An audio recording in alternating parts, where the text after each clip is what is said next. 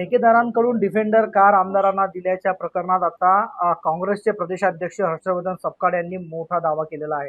तब्बल 21 सत्ताधारी आमदारांना एका ठेकेदाराने डिफेंडर कार गिफ्ट दिल्याचा आरोप जो आहे, दावा जो आहे, हर्षवर्धन सपकाळ यांनी यामध्ये केला।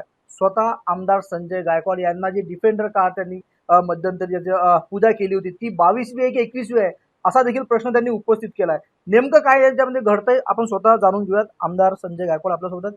भाऊ, आता काँग्रेस प्रदेशाध्यक्ष हर्षवर्धन सपकाळ यांनी या डिफेंडर प्रकरणावर संपलेला आहे।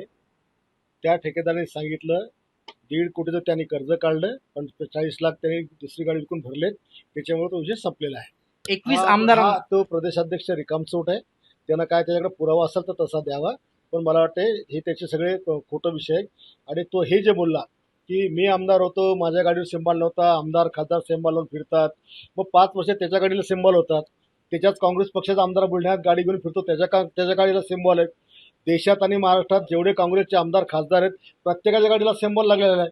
तर तू स्वतः 5 वर्ष सिंबल लावून फिरला, त्याचं काय? तू तमाशा म्हणतो ना आमदारांना, तर तू काय केलं 5 वर्ष? त्यामुळे हा जो प्रदेशाध्यक्ष आहे, मी आधीच सांगितलेलं आहे, हा बौद्धिक दिवाळखोरीचा उपाध्यक्ष आहे, जनाधार नसलेला उपाध्यक्ष आहे। 500 मतांनी याचं विधानसभेत डिपॉझिट वाचलेलं आहे आमच्यासमोर।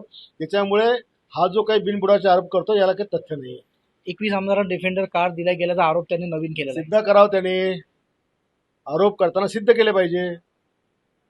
नक्कीच या संपूर्ण प्रकरणामध्ये हर्षवर्धन सपकाळ यांनी जे दावे केलेले आहेत, जे आरोप केले आहेत, त्यांनी ते सिद्ध केले पाहिजेत। आणि स्वतः ज्या पद्धतीनं आमदार असताना किंवा काँग्रेसचे आमदार आजही गाड्यांवरती आमदारचे सिंबल लावून फिरतात असं देखील आमदार संजय गायकवाड आपल्याशी बोलताना म्हटलं। प्रफुल्ल खंडारे, जय महाराष्ट्र न्यूज, बुलढाणा।